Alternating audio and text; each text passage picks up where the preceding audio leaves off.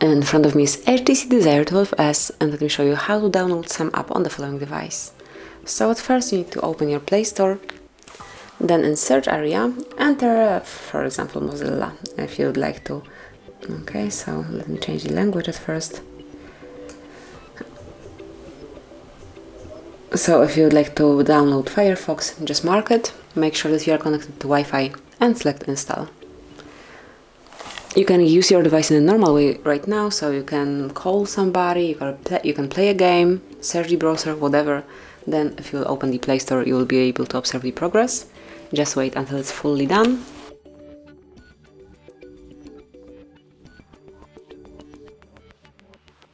And smoothly click on open to open this new app as it has been installed.